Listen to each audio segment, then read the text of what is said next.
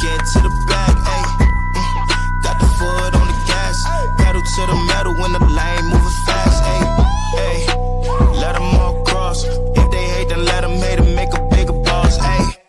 Hey guys, before we jump into the episode, I wanted to let you know it is brought to you by Denim. As a business owner myself, I personally know the importance of financial stability and preserving cash flow to help navigate through any freight market. With Denim's comprehensive service offering, you now have an all-in-one financial partner whose platform includes factoring, payments, freight audit, document collection management, and analytics, which help keep your business financially healthy and increase your team's time to focus on revenue-producing activities.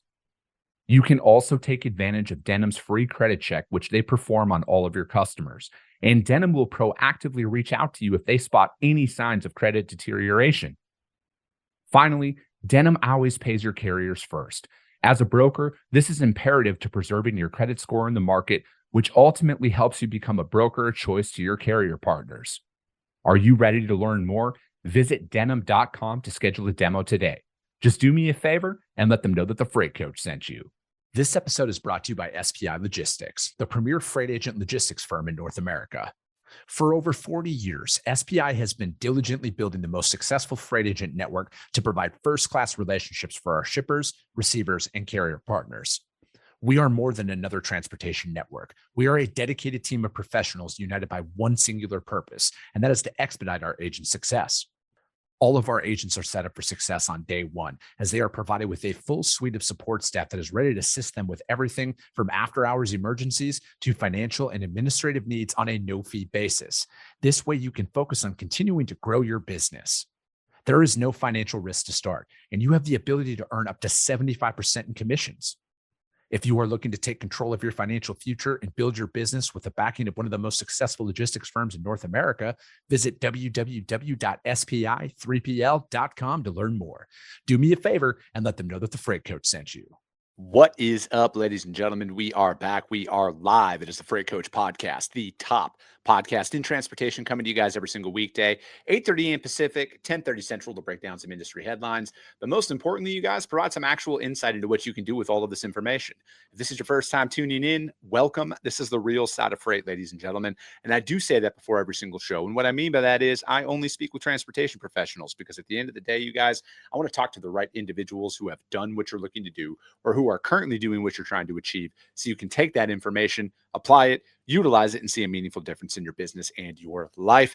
Happy Thursday. Happy 4th of July weekend, everybody. As you can tell, the Freight Coach Roadshow is in effect. I am out here in Los Angeles, California. We're doing a little family trip this weekend out here. And I got a very special show for you guys here today. This is my literal favorite show to do all year long. And it is the celebration of America. It's the red, white, and blue. And nobody better than my fourth time guest coming on just for this specific show, Mr. Robert Bain, back on. Bain, thank you so much for joining me, brother. Exactly. Yes. Exactly. Dude, I'll flex with you today. There we go. Dude, the strongest man in the bigger than your bicep? Probably, dude. You also can bench a house, all right? And true. You're a professional power lifter. I'm just a recreational dude who's in good shape. Professional, because we make so much money doing it.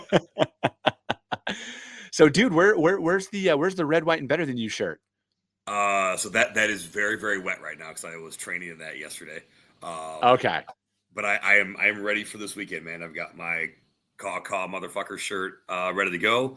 And then my favorite t-shirt to grill in on 4th of July. Never forget, England blew a 13 colony lead.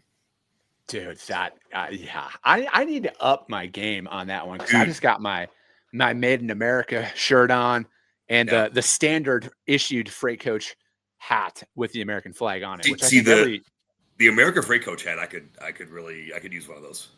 You don't have one? I thought I gave you one the last time we were together.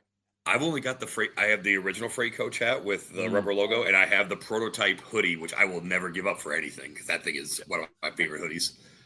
Dude, I can't even, they don't even make those anymore.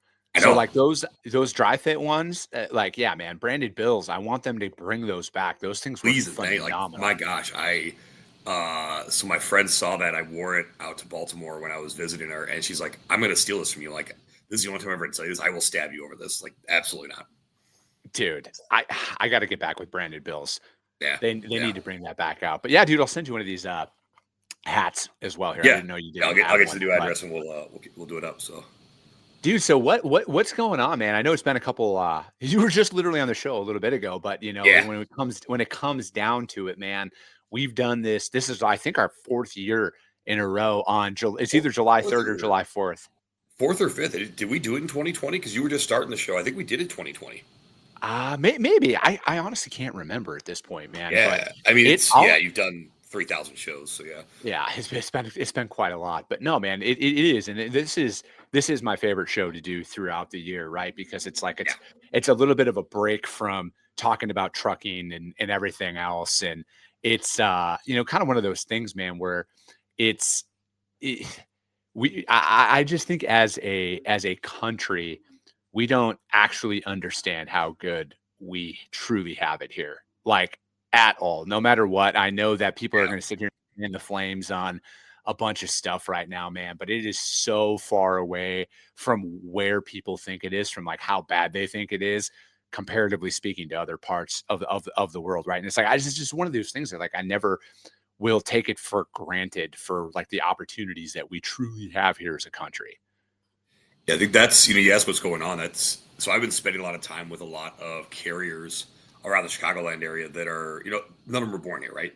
You have folks from Central Asia, from the Middle East, from Eastern Europe. Just because to be honest, like, through my various roles with like BCS and GLCS, like these are carriers that I need to know and that I need to understand more of like their stuff, because they can't just work with everybody who looks and sounds like me, right? And which is one of the beautiful parts about America, is that we have all that here.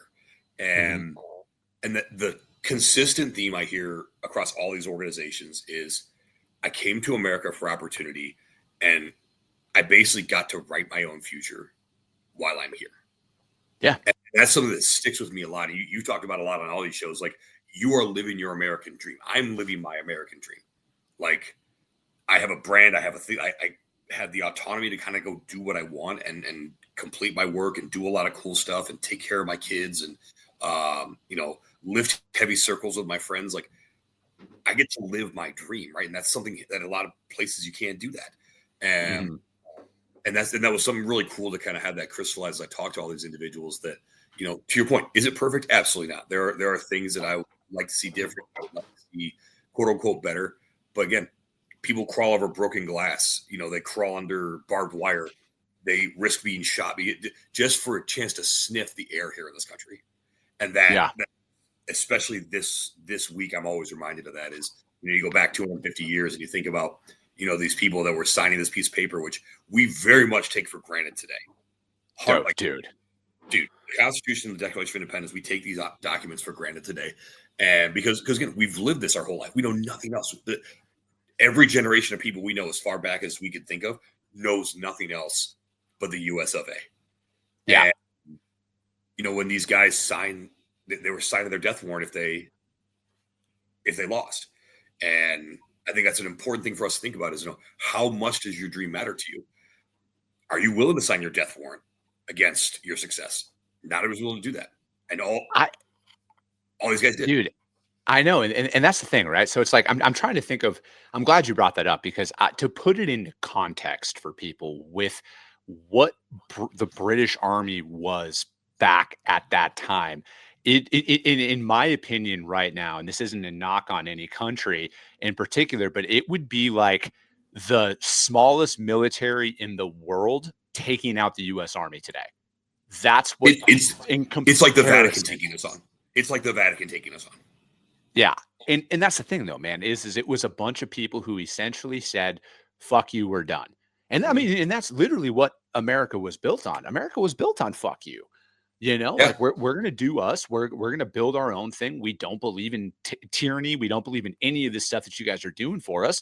And if we're not going to be able to live this way, come kill us.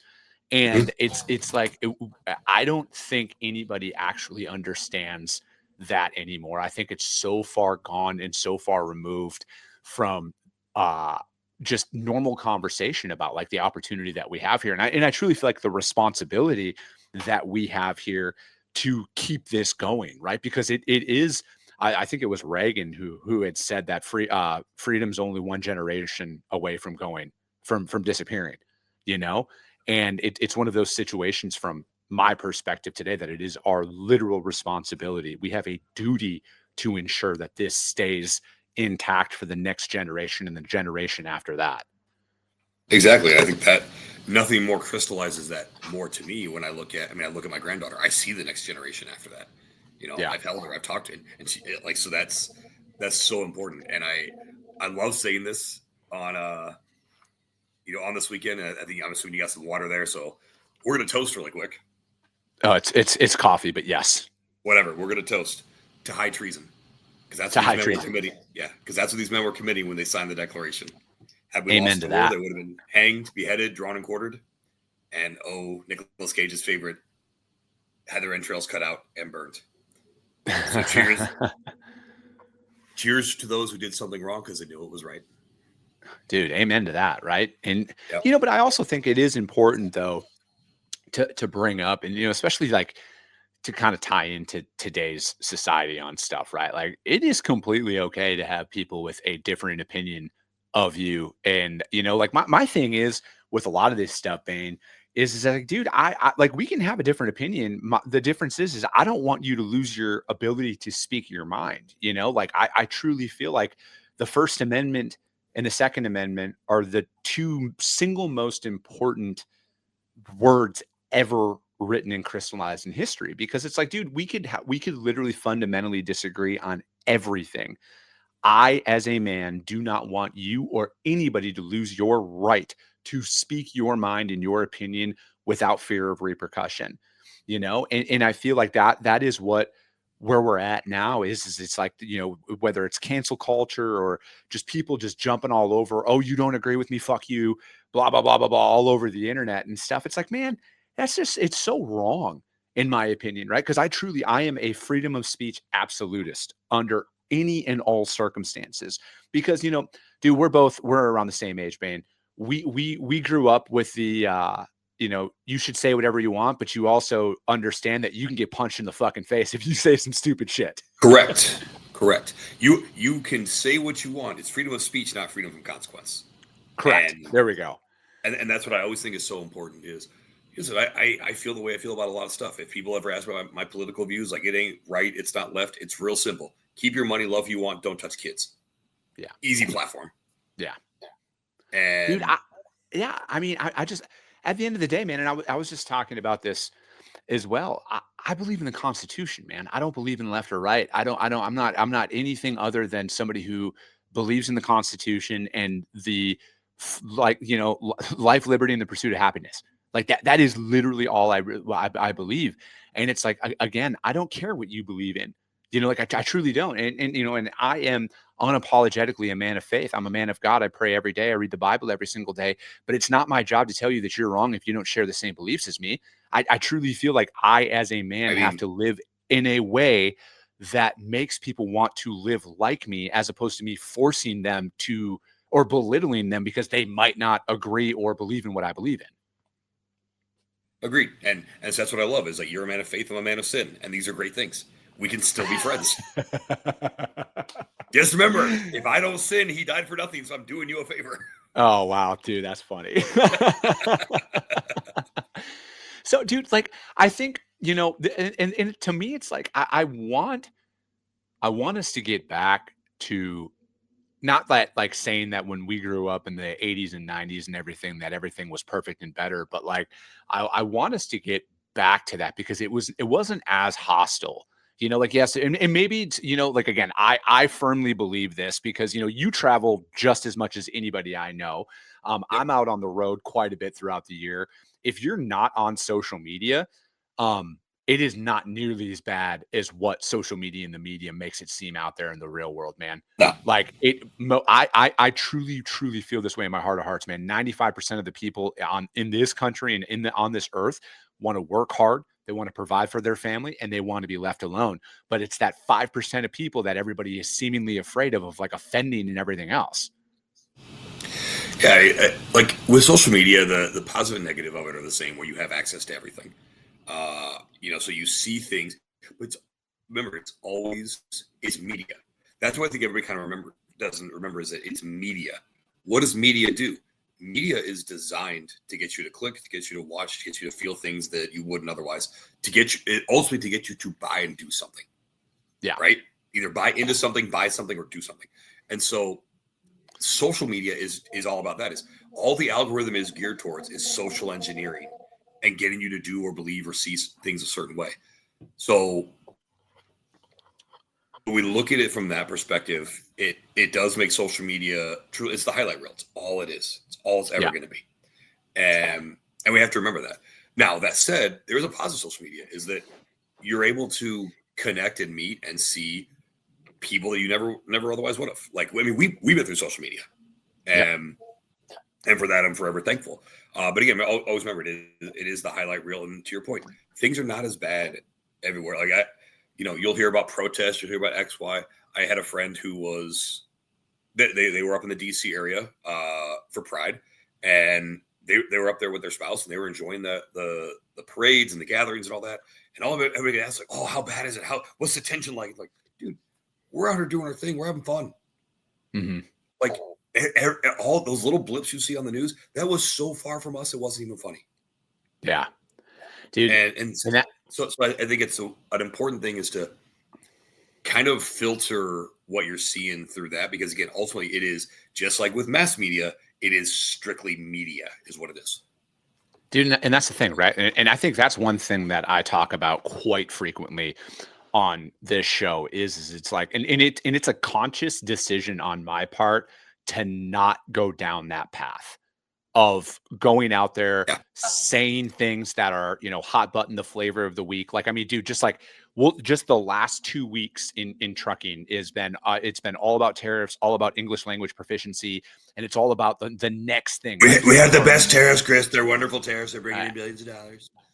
But dude, it's everybody out there is they're only concerned about talking about that next hot button issue because it drives fake engagement.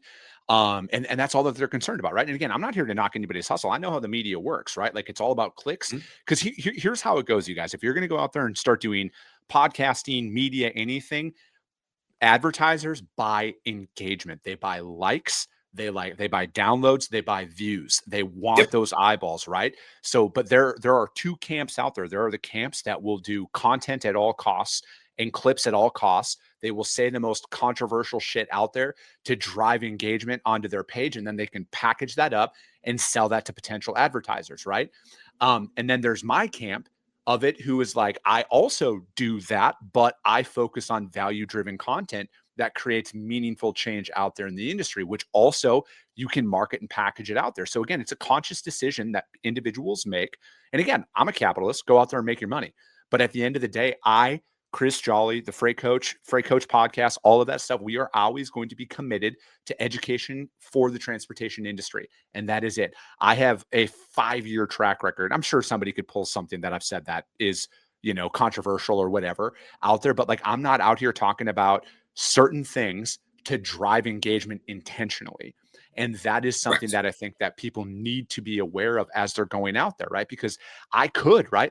And I've said this often, man, I could 100x my engagement if I said what I wanted to say about a lot of stuff, but I stop myself and I'm like, who benefits from that?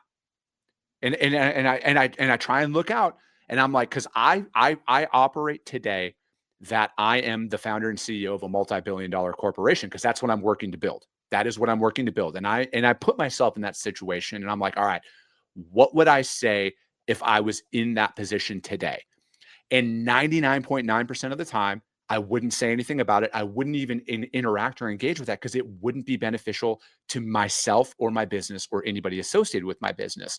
So that's why I stop, and I'm like, you know what? Long-term education, help people, add value to others, and everything else will take care of itself. And for the last 5 years, it's been a winning strategy, and I'm going to continue to go down that path.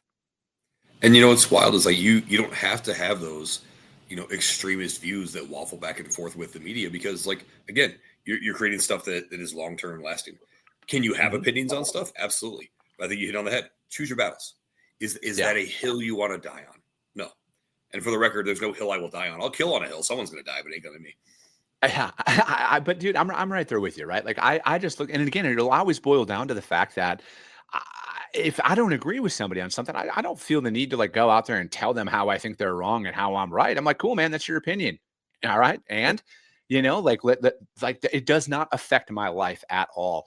And it's like I think that, from my perspective, it's like we're just at a point in time. And who knows, man, we've always might have been this way. Maybe it's just because I'm getting older and realizing this.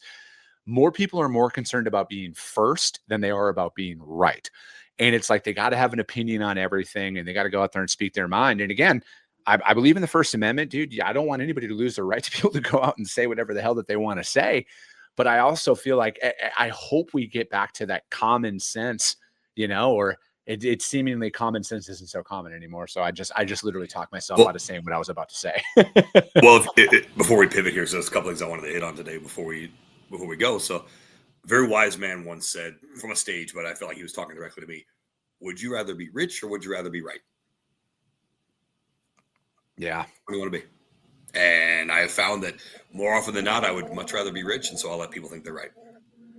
Yeah, it is one of those things, man, where I just, at the end of the day, it takes a lot to keep my mouth shut on certain things and not chirp. But, again, I feel like what means more to me than anything is, again, it just goes back. Like I don't take what I've built over these 5 years lightly, and then like the fact that there's all those logos at the bottom of the screen here who believe in what I'm doing it's like, man, I don't take that lightly. And it means more to me to go out there and like when I'm at shows and, the amount of people who stop me when I go to conferences and who are like, dude, I listen to you all the time. I've never commented. I've never engaged. But I do what you say on the show and it works for me. Like, dude, nothing means more to me than that. Right. Like that to me means more than anything else out there. And again, it all go back to like, dude, I couldn't do this anywhere else in the world besides here in the United States of America. And I truly feel like it is my duty and it is my obligation to use my voice to help elevate others. Like I truly feel like this is why God put me on this earth is to use my voice to help elevate others, to make this world a better place. And that's my focus, right? That doesn't mean that I'm not competitive. That doesn't mean that I don't want to fucking bury everybody who comes in my way. Don't think anything that I'm saying out here says that I'm going to be soft. I want to fucking dominate everybody who steps into my arena, but I also don't want to see, like, I know that other people's success does not take away food from me and my own. Yep, absolutely. Yeah, listen, everybody can eat. It's not always at my table. Scott Watanabe in the comments asking to find rich. Rich is buying your freedom back. You can operate at all times from a position of fuck you. You don't like what your boss is saying. You don't like what, you don't like what's going on in your life, in your job, whatever. You just say fuck you because you have the money, you have the resources. You can move on and you can do things in a way that you can do it deliberately. Yeah, that's rich, dude. So, a couple things I wanted to hit on. Yeah. Again, we got some limited time. We are busy as hell at GLCS. It is wild right now. I think it is great. You've got, so many of these great partners that are on the logos below here. Technology is here to stay. And the amount of freight tech that is still out there that people are just dabbling in understanding of, whether it's going to be your pricing, whether it's your TMS, your operating systems, whether it's back office automation, whether it's, audits and invoices. There's so much stuff out there. And, shameless plug, GLCS has basically seen all these platforms. We've broken them. We've fixed them. We've integrated them. And so, it's really, really cool to, especially as the director of partnerships, to like see firsthand all these things and see how they're operating in the arenas and seeing how they're helping people. And so it's exciting to see that. And I'm very proud of what we're building and what we're accelerating towards. Every single day we have clients coming to us with these very unique challenges and being able to solve them. Like I said, to your point, being able to provide so much value that people believe that you are an integral part of their business. It's been one of the most rewarding things over the last, 18 months or whatever that I've been with GLCS. It's been awesome. Yeah, dude. But that's the thing is I feel like with where things are at, with technology and inside of freight and everything, like you need I'm trying to think of the best way to put this. Like you need somebody who can actually like break it down for you in truth. And you need a Sherpa. Yeah, because there is so much information that's out there. There's so much stuff that's coming at you nonstop. Like, and there's, need versus want, I feel like is what a lot of business owners find themselves in. And a lot of this stuff, I want a lot, but like, do I actually need it for where my business is? And I feel like the Yeah. one thing, because like our number one focus is growing revenue, right? Like our profit, but obviously like we need more customers, we need more freight. That's Yep. our main focus right now. Got to do more with less. Yeah, there's no outside of my TMS, shout out Revanova, outside of them, there's a lot of stuff that I don't need right now. I want it, but I don't need it, right? So it's like it's kind of making those decisions, and that's why I feel like it's beneficial to have people like yourself and GLCS that are out there that can really help break that down, but also like implement and integrate what you actually need, and then simplify and streamline that for those operations out there. Because it's like, dude, I'm not a technology guy at the end of the day. I know it. I talk to enough people, but like, where is my business and what is going to be beneficial today? Exactly. And that's why I use the term Sherpa, one, because my life Sherpa is actually watching this right now. So shout out. But also like it's important that you have somebody who's going to guide you. Like, this is the path you need to take right now. And then based on your goals, you need to take this path over here later. And so I think and again, technology is part of that, operations, org design, all those things are all a part of that Sherpa. And I think that's really where like GLCS is strong, is being able to help with that and advise. And again, ultimately you can choose your own adventure. That's what life is all about, right? But again, having a guide and having someone who can kind of, again, nudge you in certain directions that are going to allow the least amount of pain for the most, gain on that. That's what we do. And that's what's been so fun and so rewarding. Again, shameless plug, but that has been very top of mind over the last, couple of weeks as I've observed our interactions with our clients.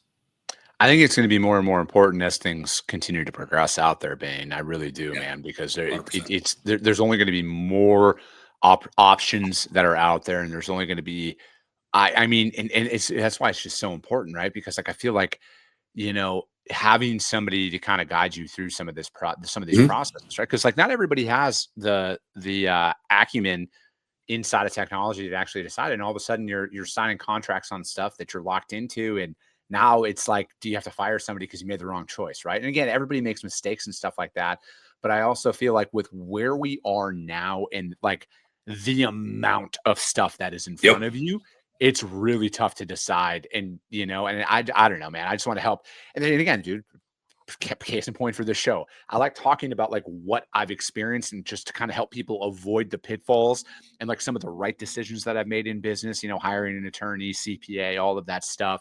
And then also some of the wrong decisions that I've made to help people avoid a lot of that. Yeah. Avoid the landmines. That's exactly what I do with, my career coaching business is I help people avoid the landmines that I stepped on.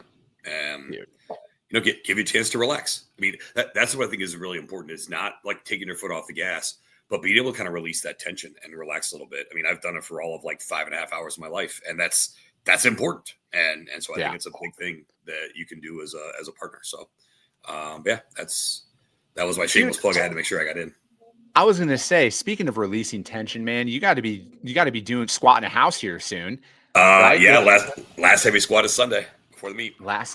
Dude. So like, speaking of that too, man, also give a shout out, dude. Like, I love it because like you got your first sponsor coming out here as well to help you do it. Like that's, dude, I remember when you called me about that, like 6 to 8 weeks ago, and we were having that conversation about it. And, it's like to go out there and to put your heart and soul into something, because like, not only are you a father, I got to call you a grandfather as well, but it's like, first of all, it's Papa. It is Papa. I'm not a grandpa yet. Sorry.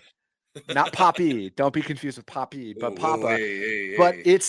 But no, dude, it's like to go out there and like you're out there, you put your heart and soul in so much. Powerlifting has been such a big part of your life for so long. And to have a partner in that now, to be able to go out and do it, man, I'm so proud of you for having that. Cause it's such a, like that, again, it's just like results, hard work, all pays off in time. I couldn't agree more. I love, the famous Scott Hall speech, hard work pays off, dreams come true, bad times don't last, bad guys do. And I'm your favorite bad guy. And that's very, very thankful for the partnership with R2X. Another big shout out to GLCS. I mean, Nate and the team have been so incredibly supportive throughout my powerlifting journey, just in my time there, whether it's flexibility for time off, training, whatever it is. Very excited. Nate's actually going to be up in Minnesota for the meet I'm competing in 3 weeks to support. So it's down the street from his house, so it works out great. But yeah, R2X, shout out to them, huge sponsor. An opportunity with them. I was actually down in Indy this past week with Spencer and the team, and shooting some content. I think some folks saw the video that we posted online. Kind of imagining the walk-in video for a lot of like the NFL guys, the NBA guys. They do the whole thing. So yeah, like I dress up and got the backpack, got the sunglasses. It's super corny, but I loved it. Like it was so great. Heck yeah. And it was so much fun to kind of do that. And, we got some other cool content coming out talking about this meet Relentless that I'm doing, which is a huge benefit meet for an organization called Hope Kids. It's kind of similar to like the Ronald McDonald House. They raise money for families that have kids with just, crazy afflictions, help cover the expenses that, that insurance doesn't cover. Also give these kids, some really cool opportunities to do, special things like the Great Wolf Lodge, up in Wisconsin Dells, and, be able to kind of enjoy life as a kid where it's a little more difficult to do so when you've maybe got some limitations. And so I've been paired with a family who, just gut wrenching to read it, but also like really cool that I get to represent this kid on the platform. Dylan's a young man, he's 17. So when we get hungry, our body goes after our fat stores to, energize us and keep us going. Right. His body doesn't have that requisite biology in it. And so his body attacks like his muscles, his organs, his brain. Like this kid doesn't eat every 2 hours. Like it's a big issue. And so that's caused a lot of like social anxiety. He didn't quite develop as much as everybody else. And so, he's been through it, for a long time. And so, obviously, as a parent too, I understand the challenge with having kids with any type of additional needs, let alone something like this. And so I'm super excited to meet him and his family up in Minnesota, but again, to represent him on the platform, what an honor. Like all the lifting is super cool, but to be up there in his stead and he gets to watch all that, like, how dope is that? Like that's really what it's about, man. Dude, it's a perspective shift too, man, that I think a lot of people need to actually understand, because like I'm never going to sit here and discredit people's emotions and feelings towards what they're going through because, again, everybody's got the biggest mountain in the world in front of them in their eyes. And I'm not here to discredit that, but like perspective needs to be taken into consideration in a lot of things, right? Like you can have, because it's like, and I've really been thinking about this a lot over the last couple of years, especially since my dad passed away, is I'm like, have I really had that many bad days or have I just had bad moments? And when I think about it in that perspective, I've had a couple of bad days in my life, right? Where, losing loved ones to me, that like the most important people to me in my life.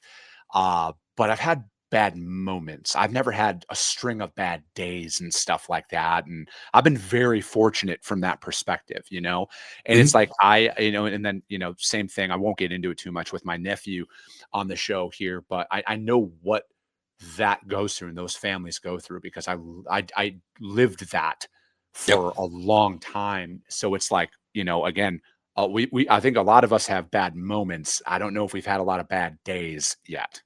Yeah, I've definitely had some bad days, but you're right. They are fewer and farther between. I'll say this: the people you choose in your life, they matter, and they can affect if those bad days are more frequent or not. And I'll tell you, one of the things I'm most excited about up in Minnesota is I'm going to have two people that got my back. That there's 10 toes down, and then there's 10 fucking toes down, and both of them are, and They've been with me through a lot over the last few years, Sean for over a decade and Dakota for the last 3 years. And so I'm very, very excited to be up in Minnesota with them and representing, R2X, Overkill, GLCS, and I represent Dylan on the platform. And, things go the way they're supposed to. We'll be talking afterwards and you'll be talking to the new all-time world record holder at 275 from the squat. So, dude, let's go, man. Let's get it. What do you mean will be? It's going to happen. That's going the plan. To happen. That is going to happen. You're going to do it. Sunday's a big indicator, right? So we typically will I'll work up to my opener, which I'm opening at 1100 for this meet. And then, depending on how my body feels, we either I'll go to my second and then do like a heavy stand up with, like my third and some reverse bands or something like that. or we just say, screw it. We just run and we put a little over what my third attempt's going to be with reverse bands, because their bands take off like 120 pounds at the bottom. Mm-hmm. And based on where everything needs to be at, that's we're going to be loading close to, if not 1,300 pounds on the bar. Dude, hell yeah. Let's get it, man. I love it. I love it, dude. Well, hey, brother, I got to get back to work here, and I know you got to get back to work as well. Yes, but dude, yes, let's get it, man. I hope everybody keeps their fingers and toes this weekend. Yep. All right. Yep. Be smart about it, because I think this is that official time when people, it's safe to say that somebody is going to wake up within 48 hours without having one of their fingers or toes that they had today. And they live in Florida. I'm calling it now. Dude, straight up, man. Florida. Shout out, Florida. I love you guys so much. That is just the greatest state in the union. But, ladies and gentlemen, that is going to be it. We will be back on Monday. I'm not going live tomorrow because I'm going to enjoy this weekend with my family out here in Los Angeles. But as always, you guys, if you got value in what you heard, subscribe to the show, you guys. Or if you're feeling ambitious after this one, which you should be, rank the show on iTunes and Spotify, because if you see value, your network's going to see value as well. I appreciate you guys. I love you guys. And Scott's got a question here. Is that going to be streaming anywhere for your squats? So the meet might, I don't know for sure. Training, I will take videos. The only one that I'm going to post is going to be my opener. Anything else above that, you guys got to be in Minnesota for. I love it. All right, guys. Have a good weekend. Be safe, everybody. We'll love you guys, and we'll talk to you soon. Came back with a bang, window down, yelling out money, anything. Hey.